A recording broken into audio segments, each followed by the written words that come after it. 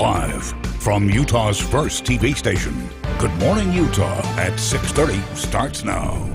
Good morning, Utah. I'm Brian Carlson. Sarah Martin is off today. The time is 6:30 on this Monday, and for many kids, it's the first day of school. So this morning, thousands of kids across Salt Lake County are going back to class. The Delta variant of COVID-19 creates some new concerns for kids returning to the classroom.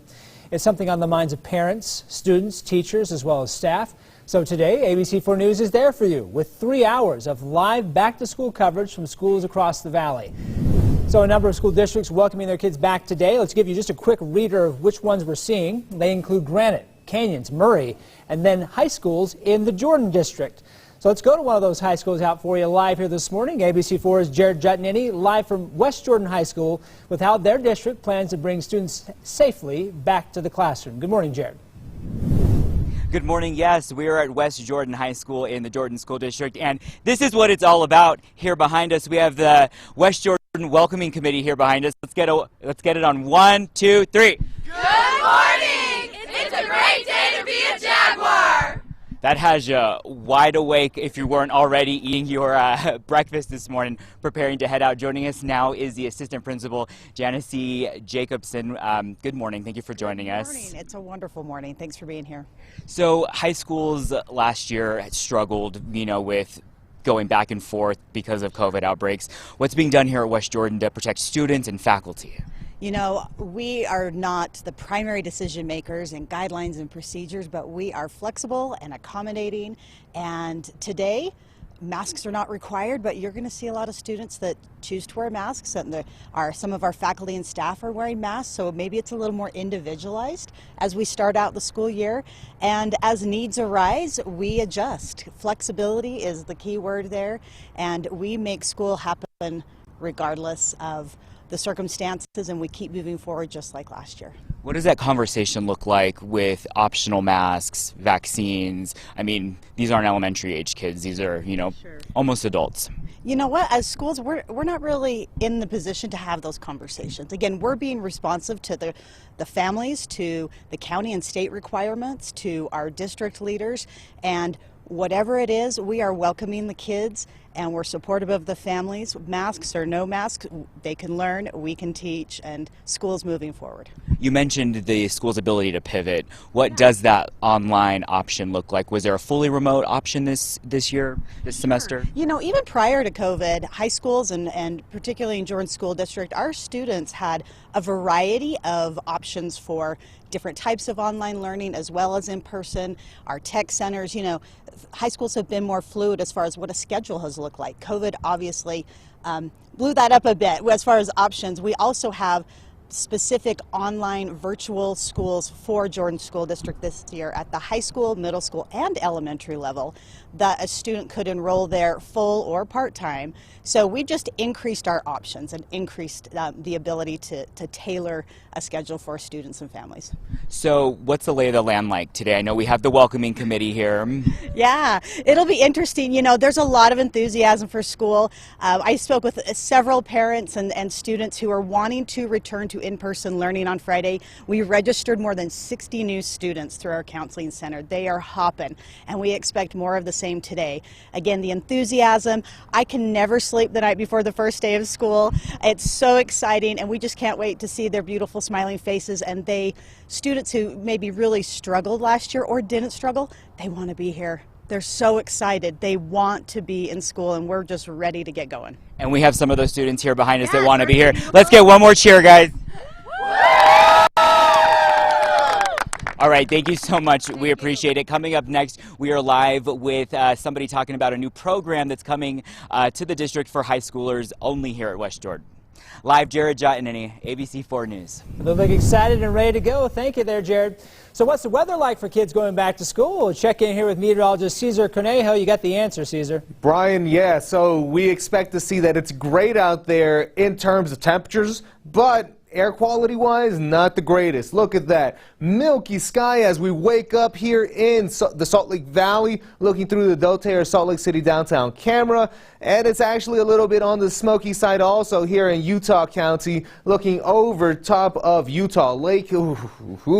That is not the greatest sign we want to see, especially as we continue throughout the day. Air quality will be of concern for us. We are seeing that it is unhealthy over in Utah County with all of that smoking around it. Other parts of the Wasatch Front, we're still expecting to see it, that we remain around that unhealthy for sensitive groups, even if towards the West Desert. Here in the Uinta Basin, we can expect to see that we are still towards the moderate side, but other than that, we still continue to see smoke, even in southwest Utah. So once again, air quality will be of concern. What can we expect if we're going out for the bus stop or if we're already there? Well, temperatures are towards the upper 60s, and we're expecting for the next few hours that we'll stay around there, if not get towards the low 70s. Also, hazy skies will be the main thing for us. Looking at the Wasatch Front traffic, we are expecting to see that we do have a handful of incidents again. Some of them towards some of the exits for I-15, if not on I-15, and then we do have an accident over on Mountain View, on the Mountain View corridor right there by 5400 South. So please keep that in mind as we go about our morning commute. Looking at drive times near normal for us on I-15 between Salt Lake City and Ogden. Covering Utah's housing crunch, right now buying a home is so competitive, many prospective buyers are taking big risks to get the house of their dreams. One becoming more common is waiving a home inspection before you move in just to beat out other offers. But is that a risky move, or is it just what you have to do to get into a home right now? This morning we're talking with a home inspector to see if it's really worth the risk. So, joining us here in studio, John Armstrong, a certified professional inspector for Honest Home Inspections. Thanks for being with us here this morning. Yeah, thanks for having me. It's crazy what's happening right there with buyers. Yeah, desperate times for desperate measures for desperate times, right? It's pretty crazy. What are you seeing right there out? Do you know anything from people buying full cash with no contingencies to people buying homes that really are in terrible condition, but they do it because they're desperate to buy a home? Yeah, we had, like I say, I both just sold my home and bought a home at the exact same time. And I had one buyer said they're willing to waive all due diligence, waive the inspections entirely. Right. And then on the other end, there was a house that this story is just crazy to me, but we put a home offer in Layton, had $100,000 over asking price, didn't get the house, and one of the reasons why is because the other buyers were willing to waive the inspection. Right. Is that what you're seeing right there? I do, yeah. I see it all the time where we're doing an inspection for a home, and we may find hundreds, if not thousands of dollars worth of repairs that are going to be needed soon, and unfortunately they don't really have any recourse. They have no negotiating power there. Yeah, so how much does that put you at risk as far as buying a house? Well, I think people are assuming a lot of financial risk. You know, I mean, to replace some of these items that we find, you know, they may not be budgeting properly, and so if you don't get a home inspection, you may not know what risks you're taking on, right? It's ignorance. Yeah, and that's one of those things that for the house we eventually ended up with, wonderful home, right? And the buyers or the sellers who were selling me the home were very okay with us having the inspection. And of course, we learned a couple minor things. Fortunately, there's nothing really wrong with the house. But what do you recommend? Because it may not work out to everyone's advantage to be able to wait to see the next house on the market. What do you recommend people do?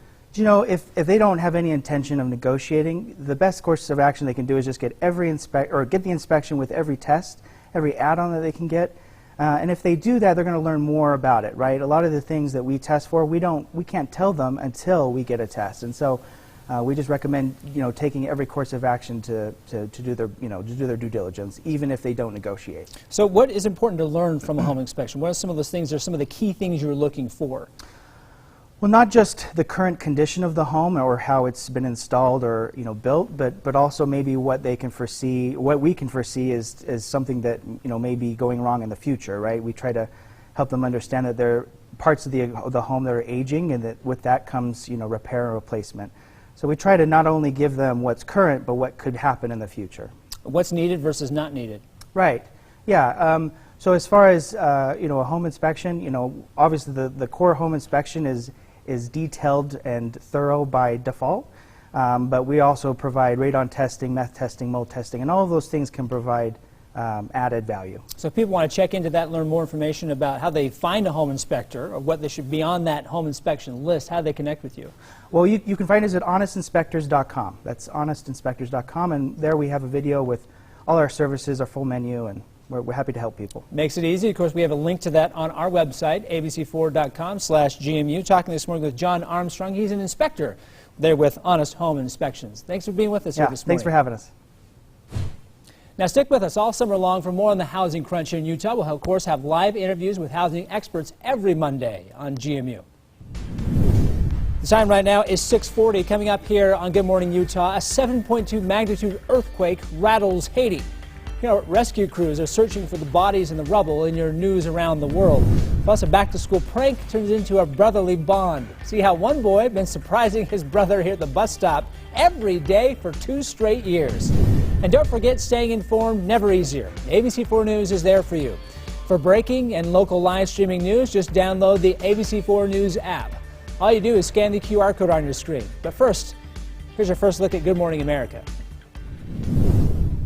In this morning's GMA First Look, school bus driver shortage. And it almost is a perfect storm of everything that is going on. As children across the country head back to school, it's fast becoming a nationwide issue. From Pennsylvania to Florida to Colorado, local officials are in an all-out search to fill vacant school bus driver slots. We've had almost 18 months of a break here that a lot of these districts who ended up not keeping their bus drivers on the payroll, they found other jobs elsewhere. Savannah Chatham Public Schools in Georgia was short by more than 110 drivers to start the year. Pittsburgh delaying the start of school by 2 weeks because they don't have enough drivers. And those aren't the only areas struggling with the shortage. Coming up at 7 a.m., we'll tell you the dramatic steps other cities and towns are taking to deal with this massive back-to-school headache. With your GMA First Look, I'm Gio Benitez, ABC News, New York.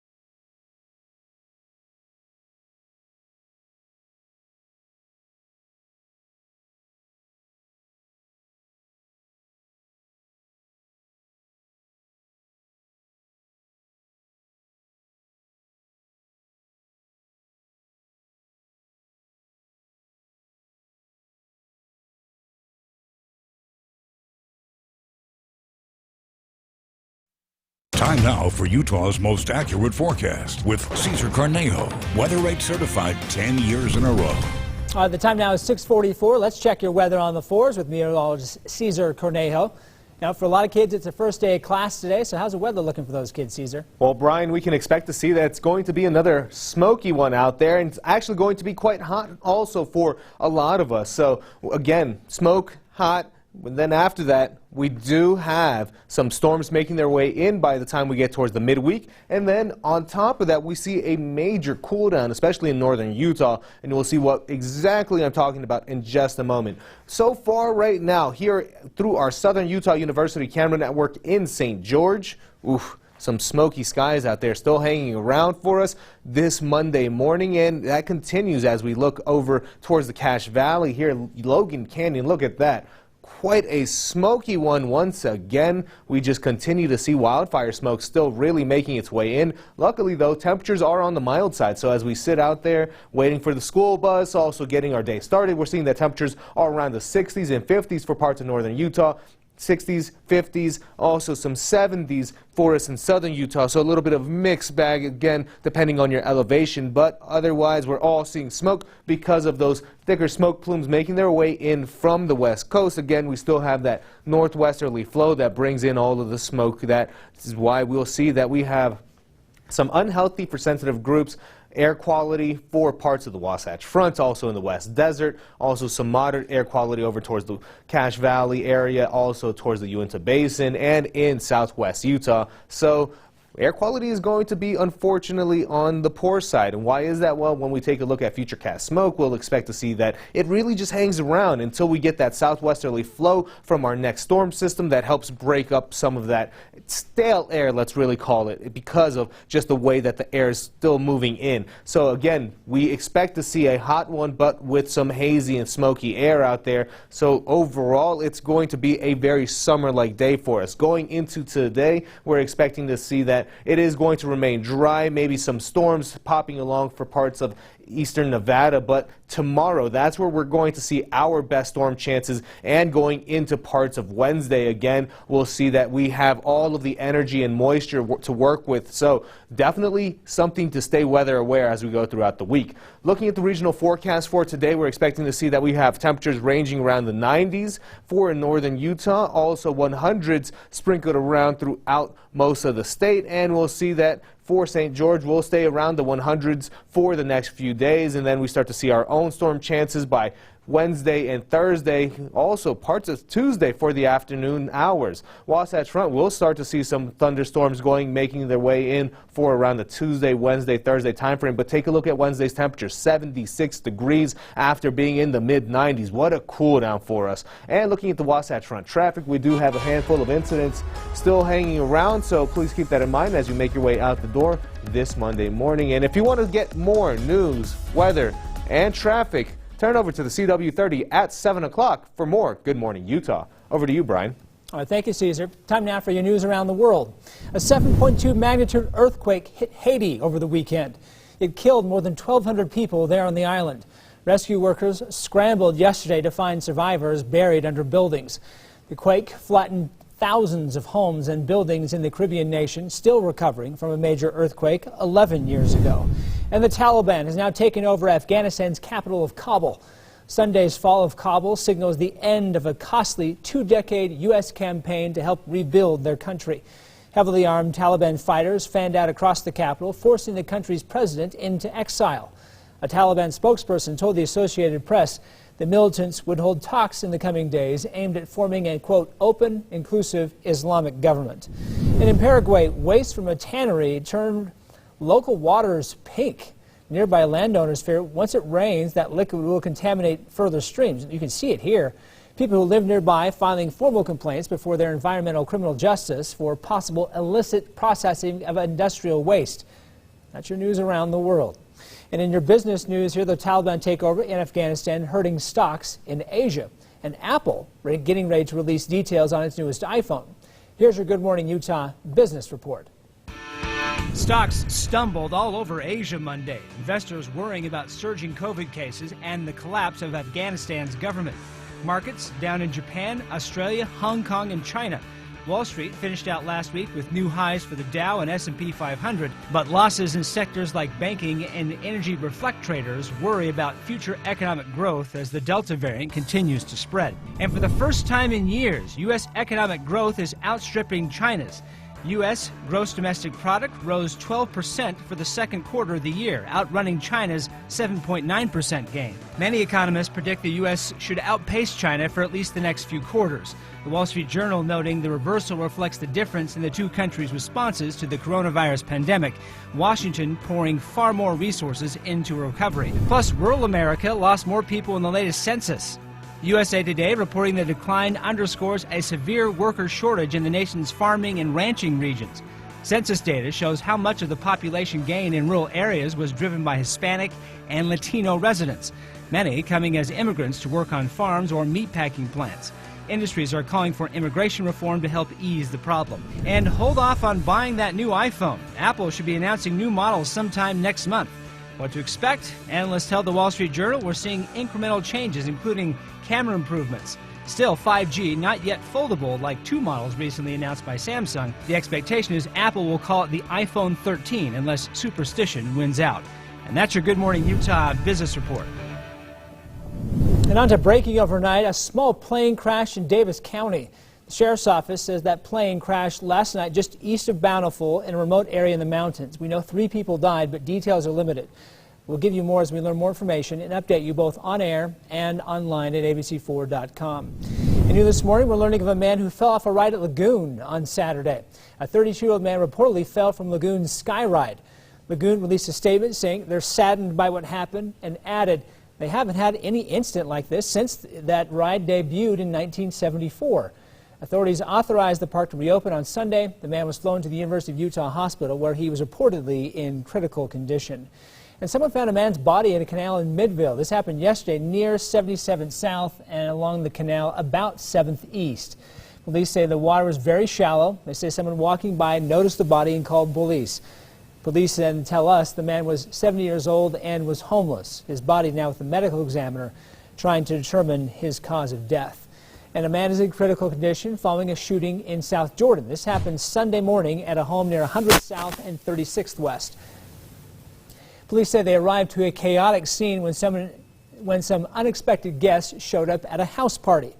They say a 23-year-old man was shot in the chest, taken by life flight to the hospital, and a 19-year-old man is now in jail. Meanwhile, a deadly shooting broke out at a house party in Magna over the weekend. 2 men were killed and a teenager injured. This happened early yesterday morning near 36th South and 86th West. That's also there again in Magna. Now, so far, it's unclear what led to this shooting. The police say 19-year-old Juan Valentin Rodriguez and 18-year-old Ivan Valenzuela were at a house party when they were shot and killed. A 17-year-old girl was also hurt when police arrived. People at the party scattered, and officers say that's the opposite of what you should do. The most important thing is just remember to be a good citizen and stay and help the police do the investigation so the right thing happens, so that this doesn't happen again, and so the persons who are responsible are taken to justice. Now, police are still looking for that shooter. If you have any information, call police. Man's in critical condition as of last night who was hit by a car in Taylorsville. This happened around 41st South, 13th West Sunday as well. Police say the man was not crossing the street, but rather walking in the street when he was hit on the dark road. Police tell us the driver stayed on scene and is cooperating with their investigation. A woman's in the hospital who fell 40 feet rappelling in Pleasant Grove on Sunday. This happened in Battle Creek Falls.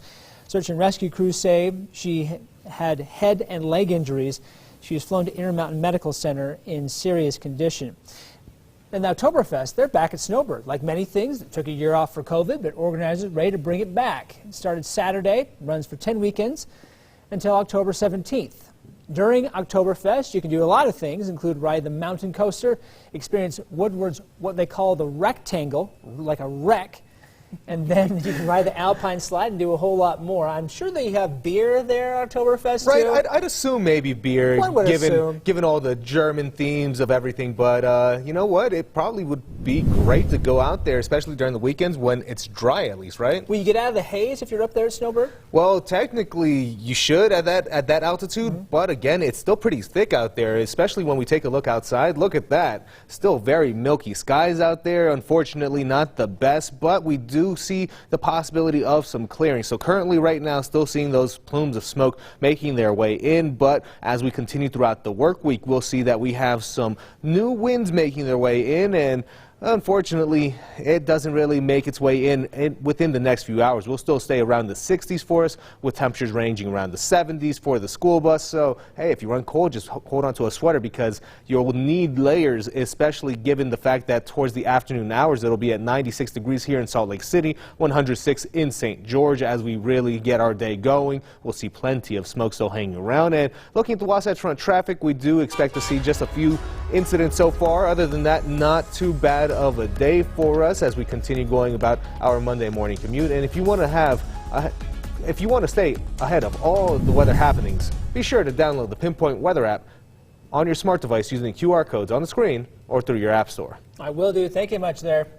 It is baby birthday time, and say happy birthday to Keith Pamplin of Sandy. Happy birthday, Keith. Now, Keith is the older gentleman here, not the baby. Okay, right there. fair. His wife, and this is how we know he's the guy there. His wife tells us that for almost every day, he's been someone who's a fanatic, loves the University of Virginia Cavaliers from his hometown there in Charlottesville, Virginia. He also loves the Minnesota Vikings, the Utah Jazz, classic rock, rock and roll, heavy metal music. He's a guy who likes to really do some stuff that's fun. Right. Father of four, dedicated Big Papa to their grandson. I think that's the guy you see right here. Right. Okay. He also is a chef for people in a retirement community there in Sandy. Ah, look at that. Yeah, so happy birthday, Keith. Happy birthday. If you want to celebrate your birthdays with us, email your photos to news@abc4.com and put in the subject line, Baby Birthday. Now, the big story today for a lot of us here in Utah is you have kids going back to school. There's a fun story of a boy in Louisiana where they have a tradition now going back to school. You'll see here his brother shows up at the bus stop right there wearing what I believe is like a dinosaur or like a Yoshi inflatable costume. And then he's got this costume, it's an inflatable clown. So, I mean, it gets interesting. Right. That's for sure. Brother of the Year award. There you go. Thanks for making us part of your morning. GMA is next.